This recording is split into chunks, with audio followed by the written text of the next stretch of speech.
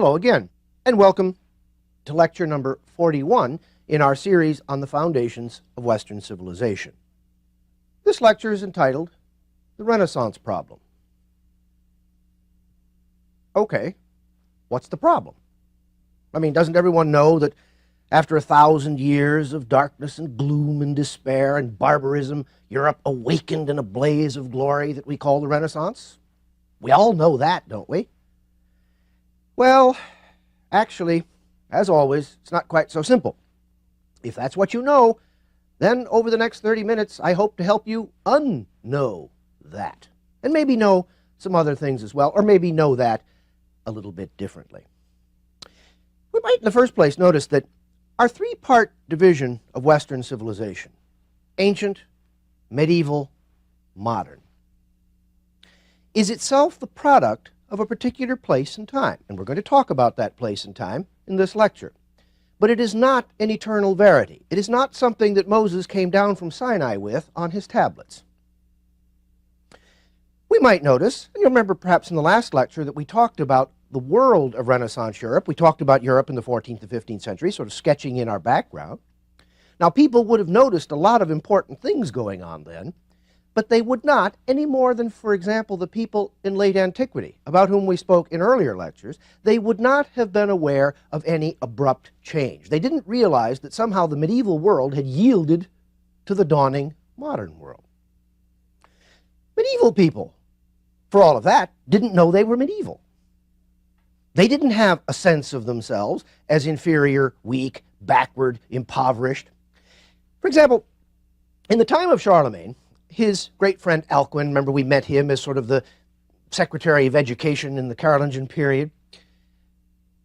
Alcuin spoke of a new Rome that was rising in Francia. He was referring in particular to Charlemagne's palace complex in the city of Aachen. He referred to a new Rome that was rising in Francia that was finer than the Rome of old, because whereas the one of old had absorbed Athens, this new Rome had added Jerusalem. A symbol for Christianity, of course. Now, one of the things that's interesting here is the way this particular point of view conveys a sense of continuity. It's also interesting to notice that here is a point of view that evinces a certain sense of superiority with respect to the ancients. Or at any rate, it certainly doesn't yield pride of place to them. Now, in the 12th century, Bernard of Chartres, who was one of the most famous teachers of that time, but like some other famous teachers in history, wrote almost nothing. So virtually everything we know about him comes from reminiscences by his pupils.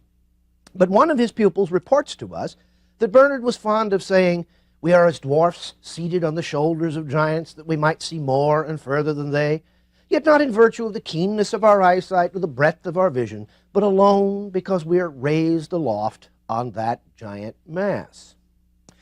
Now, we could seize on this and say, you see, Bernard is admitting they weren't very original. Well, there is some truth in that. There's also some truth in Bernard's awareness of rhetorical conventions, and this is what's called a modesty topos. Oh, we are not so great, we owe it all to those who came before us. This is a literary convention to which we shouldn't pay very much attention. Pay more attention to the fact that he says we see more and further than they.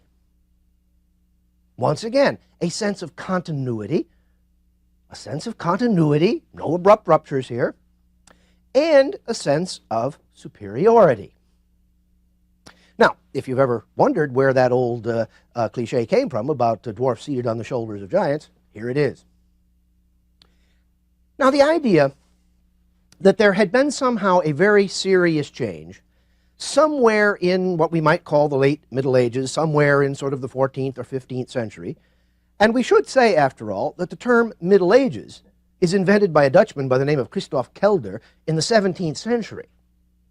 But the idea that there was a change in sort of the late Middle Ages, which yields this phenomenon that we might call the Renaissance, can perhaps be attributed to various statements of people at that time. For instance, listen to these words by Matteo Palmieri, who wrote about 1430. He said, "Where was the painter's art until Giotto restored it, a caricature of the art of human delineation? sculpture and architecture, for long years sunk to the mere travesty of art, are only today in the process of rescue from obscurity. Only now are they being brought to a new pitch of perfection by men of genius and erudition. Of letters and liberal studies, it would be better to be silent altogether. For these, the real guides to distinction in all the arts, the solid foundation of all civilization, have been lost to mankind for 800 years and more. It is but in our own day that men dare to boast that they see the dawn of better things. For example, we owe it to our Leonardo Bruni that Latin, so long a byword for its uncouthness, has begun to shine forth in its ancient purity, its beauty, its majestic rhythm. Now indeed may every thoughtful spirit thank God that it has been permitted to him to be born in this new age so full of hope and promise, which already rejoices in a greater array of nobly gifted souls than the world has seen in the 1,000 years that have preceded it. Now, way up in the north and a little bit later in France, the great writer François Rabelais agreed, "Out of the thick Gothic night," he says, "our eyes were awakened to the glorious light of the sun." Now, what I would suggest, at least as a preliminary observation, and we'll test this from one or another point of view as we move along, is that these views tell us a very great deal indeed about the men who held them. But they don't necessarily tell us much at all about history. There is no reason why we need to take these people as having offered us the complete and unvarnished truth about that period of darkness, that period of gloom that had preceded them. They clearly thought of themselves as embarked on something new, on something original, on something important, on something creative. Note again, in this new age, this dawning age, they used this language. So they clearly had a very sharp sense that there was something different. Our job is to understand how different was it, why did they talk that way, and how do we understand this period that we call the Renaissance. Now, one way in is to follow the great art historian Erwin Panofsky. Panofsky wrote a book, well, actually he wrote a very long essay, which was then published as a short book, called Renaissance and Renaissances in Western Art. So he was talking particularly about art, and he acknowledged the fact that really from late antiquity down to the 14th century, there had been a number of moments, the Carolingian period, Ottonian Germany, for example, 12th century France, for example. There had been a number of periods when there had been truly distinguished achievements in art, yes, but in the arts more generally. But Panofsky thought that what happened in the late Middle Ages was different from and superior to those earlier movements, so he wished to reserve the word Renaissance for them, for these earlier movements, and Renaissance for the phenomenon in the late Middle Ages. Now we could say, gee, that's just a semantic game. But Panofsky was trying to make a very serious point. What was it that was different? Above all else, Panofsky said, it was in the 14th and 15th centuries that people looked back as from a fixed point in time, to quote him. Now, when I quoted Alcuin a few minutes ago about this new Rome in Francia, when I quoted Bernard of Chartres about being dwarves on the shoulders of giants, I emphasized the sense of continuity, the sense of continuity that medieval people felt. So, Panofsky's point, and thinking again of the quotations from Matteo Palmieri and François Rabelais, Panofsky's point is that in the Renaissance, people did start to feel that they were different. Now, you see, very importantly, this doesn't mean they were different, but they certainly started to think of themselves as different. That's Panofsky's point. So that's one marker that we can attach to this period. This was a time when people genuinely, at least some of them, certainly some of the cultured elites, thought of themselves as different. Now, what's in a word? We customarily use the word Renaissance. That's a French word, Renaissance. Comes from the French verb renaître, to be reborn. But even though the French form, Renaissance, has become customary in English, the term itself in any language first appeared in the 16th century, Rinascita, and it was used by Giorgio Vasari in his history of painting. in his history of painting. Now, there's any number of interesting and ironic things about the way, excuse me, that Vasari used the term. He began, for example, in the 13th century with figures like Giotto and Cimabue and Duccio, painters that art historians would not now call Renaissance painters. It's also important to notice that Vasari used the term rinascita dell'arte. He was talking about the rebirth of painting. Fundamentally, he's talking about the rebirth of painting. So it was not yet somehow a term that attached itself to an entire culture and to an entire phenomenon. Now, the word has had a somewhat varied history over the last several centuries. For example, the Protestant reformers applauded Renaissance attacks on the Catholic Church. They applauded Renaissance interest in earlier texts, early scholarship, particularly in manuscripts of the Bible and the Church Fathers, but they disliked what they saw as the hedonism and the rationalism of Renaissance Italy. So kind of a plus figure and a minus figure. In the scientific revolution in the 17th century, in the Enlightenment in the 18th century, there was a marked tendency, again, people then marking themselves off as different, but there was a marked tendency to draw lines, I think, a little too sharply between medieval superstition and Renaissance rationalism. The point is that Renaissance people were not also terribly rational. Medieval people were not also terribly superstitious. But in later times, people looked back and drew this very sharp dichotomy between these two periods and anchored that dichotomy very much into most people's way of thinking. For the Romantics, there are again ironies. There was an aesthetic appreciation, for instance, of Renaissance art. But the Romantics inherited also from the Enlightenment the idea that the Renaissance had somehow crowned reason in the place where the Middle Ages had put superstition. And the Romantics perceived that this rationalism was a bad thing, in that it somehow suppressed the natural man. Now, that again is not a view that tells us very much about the Renaissance, whatever we wish to understand that as, but it is certainly a view that tells us a good deal about the Romantics.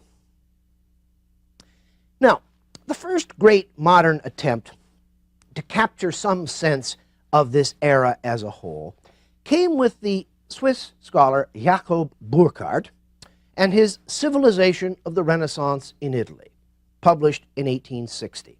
Still in print, long since it was written in German, quickly translated into English. It's still in print today. You can go into a bookstore and buy it in paperback. 2 stout volumes. It's a considerable read, but also quite a beautiful read.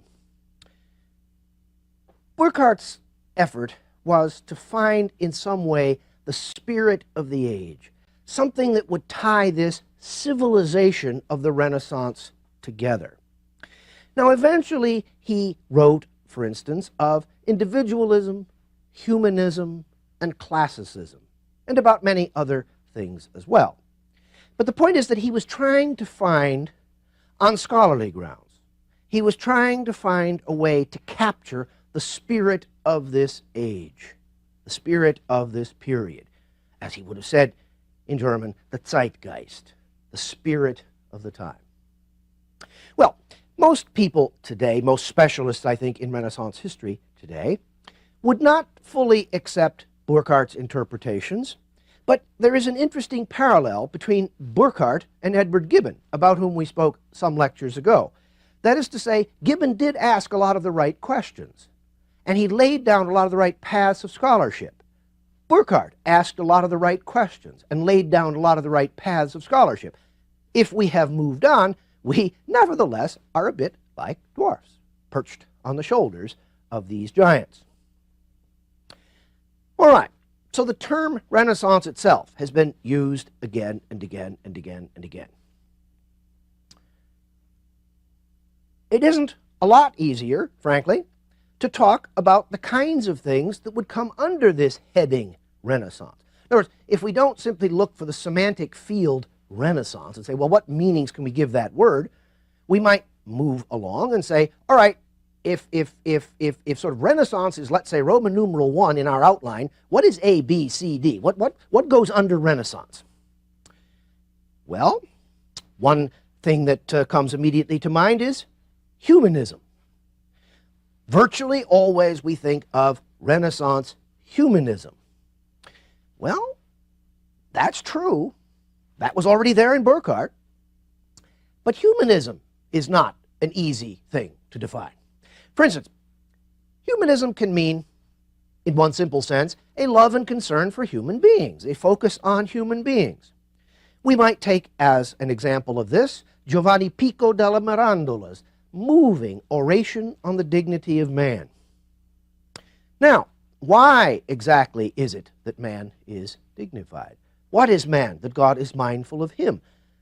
Pico takes his lead from the Psalm. And then he goes on to say that man is a dignified creature precisely because God endowed him with free will and gave him the possibility to soar with the angels or wallow with the beasts.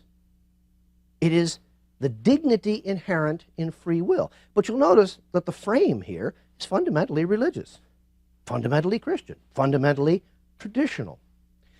We might also say that Pico's oration on the dignity of man is in a way a textual representation of that very familiar picture from the central medallion of the Sistine Chapel ceiling, the one where God and Adam are just almost touching. There is the point, you see. All right, so that's one kind of humanism. Now we could say another kind of humanism has to do with a preoccupation with this world and with its concerns. For example, as in Niccolo Machiavelli's The Prince. Machiavelli looks at politics through a brutally jaundiced eye. He simply says, this is how it is. There's no idealism in him. There's no romance in him. He lays aside much of the medieval Christian past's reflection on government. He says, this is the way people actually behave in the world. He doesn't say this is a good thing or a bad thing. He says this is a real thing. This is the way things go. Humanism can mean a devotion to the humane disciplines, the literae humaniores, the more humane letters, the liberal arts. Fundamentally, the liberal arts. To pursue a liberal arts education is to pursue a humanist education. Now, generally one would have said in the 14th and 15th centuries among the humanists, and one would say now, that this means not theology.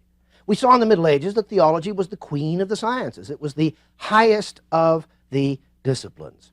Well, instead, the 7 traditional liberal arts could still be pursued, more particularly the trivium, the literary arts among them, but not theology. Nevertheless, humanism has often had a certain attachment to the liberal arts. We might say, extending that point just a little bit, that humanism has customarily meant a particular fascination with the literary culture of classical antiquity. Now, you remember Matteo Palmieri again. He keeps saying, everything has been gone for a long time. You see, in our own day, we're bringing all of that back to life. Well, here again is this tripartite ancient, medieval, modern sort of division. But here also then was this focus on the literary culture of classical antiquity. So that's another meaning that the word humanism has often had. Now, those who talk about the Renaissance also talk about civic humanism. Now, civic humanism can be understood in several different ways. It can be understood, for example, quite simply as boosterism. To travel in Italy today, for example, is to see the buoyant competition of the great cities. To travel around, for instance, a city like Florence is to see, yes, the great Duomo, the great cathedral church of Florence, but then to see Santa Croce and Santa Maria Novella and all of the other magnificent churches of that city and say, how is it that so many remarkable buildings were built in such a short period of time? And much the same could be said of Milan and of Venice and of other cities. And there are also those great town halls, those great civic palaces in the Italian cities. tremendous competition. If your neighboring city puts up a new cathedral, you put up a bigger one or a better one, or you adorn yours more finely, or you get better artists to paint pictures for it. If your neighboring city puts up a new town hall, you put up a finer one, or again, you have it decorated more beautifully.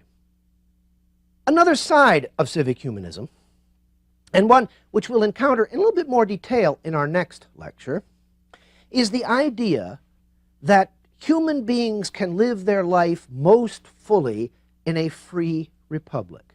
Now, there's a deep irony here, because that ideology is being articulated in Italian cities, many of which are despotisms. But more about that, again, in our next lecture. The idea of civic humanism, however, is that human beings can be most fully human in a civic setting. So, civic humanism, something that we talk about in connection with the Renaissance, maybe it's urban competition, maybe it's civic humanism. All right. We could go on and on and on with definitions of that kind, but I hope that the ones that I have told you about so far suffice to make the point that defining a phenomenon like the Renaissance is by no means easy. And partly it is a task of each succeeding generation of historians looking back and trying to make sense of that phenomenon, and then also of trying to make sense of the people who lived then and what they said about the world in which they lived. Now, we can ask another question. Why did the Renaissance begin in Italy? We might say, after all, that Italy had been economically precocious in the Middle Ages. But otherwise, as we've noticed, and certainly from the time of the Carolingians on, the most prominent cultural, political achievements of medieval Europe had happened in the north. Yes, Dante produces his Commedia in the very early 14th century, but that is a book anchored in medieval culture. No one would really call the Commedia a Renaissance book nowadays. But even setting Dante aside, we might think of his slightly older contemporary, Marco Polo, who makes remarkable travels, and despite being Italian himself, writes his account in French. The predominant architectural form of the late Middle Ages was the Gothic. This was called, not then Gothic, it was actually called Gothic in the 16th century. Remember Rabelais, out of the thick Gothic night?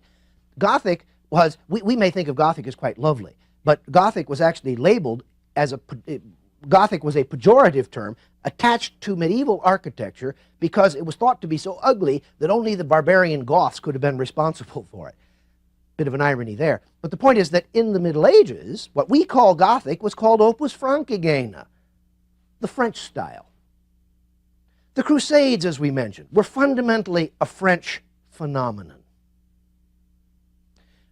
The University of Paris was the most distinguished university in Europe. France was a large, rich, effectively governed kingdom. Well, we could go on and on and on. I've often played the game of saying, well, let's stop the clock and take a vantage point and predict what would happen next. Well, if we did that and we sort of stopped the clock, let's say 1300, and we said, okay, what's going to happen next? The chances are you'd have bet, well, France, probably something great's going to happen in France. That would have been a perfectly prudent bet in the circumstances, and once again, you'd have lost your money. Because in point of fact, this Renaissance phenomenon begins in Italy. So why? In other words, this is not obvious. It isn't necessarily to be expected. Well, there was a higher level of literacy and lay education in Italy. That is certainly true. The urban culture of Italy produced more businessmen who needed contracts, who needed documents, who needed wills, who kept sort of records of their business firms, and so on. There was more widespread literacy. Italians felt themselves more directly the heirs of the Romans than anyone else could or did. To live in Italy was to live with the ghosts of Rome. The ancient world was everywhere. You couldn't escape it. It's not that anybody particularly wanted to escape it, but you couldn't have escaped it if you wanted to. It was everywhere. There was greater wealth in Italy, and that wealth provided possibilities for patronage. and in providing possibilities for patronage among the learned classes, yes, among the economically elite classes, there was the possibility of supporting the learned classes, of providing the economic wherewithal for great arts to flourish. Italian society was less bound to feudal and chivalric values than the North. One might compare, for example, an interesting exercise. Go into your local library or maybe on your own bookshelf or perhaps in a bookstore. Take Chaucer's Canterbury Tales off the shelf, open it at random and read 2 pages. Then take Giovanni Boccaccio's Decameron off the shelf and read 2 pages. Again, open it at random, read 2 pages. I feel very confident in saying you will feel the difference between the North and the South, the culture of Northern Europe, the culture of Southern Europe. There is a certain greater freedom, openness, awareness of the world, willingness to accept slightly peculiar characters in some ways in Italy. There is perhaps a greater freedom. Now, reasons like that help us to provide context, help us to provide explanation, help us to understand. I don't really want to say these things caused the Italian Renaissance, but they do help us, I think, to understand why, though our expectations might have been that things would come from France, the Renaissance actually comes from Italy. Now, just to move the story on a pace or two, given that it began in Italy, how and why and when and in what circumstances did the Renaissance spread? Well, first of all, there were considerable numbers of Italians who traveled to the north. They were perfectly aware, many of these Italian scholars were, that in the cathedral libraries and monastery libraries of northern Europe, there were the manuscripts of the ancient authors. Remember we talked about this in the Carolingian period, how they were copying and copying and copying ancient authors, how something like 90 to 95% of all classical Latin literature survives in manuscripts produced in the first place in the Carolingian period. So Italians traveled to the north looking for books. Sometimes they hired out as teachers. Sometimes they were kept around as sort of the ornament of this or that or the other royal or princely court. And they then began to spread what came to be called the New Learning. By the late 15th century, certainly, considerable numbers of northerners began to travel to Italy. They began to visit Italy, they began to visit the sites, but they also began to study there. Scholars began to kind of make the grand tour of Italy.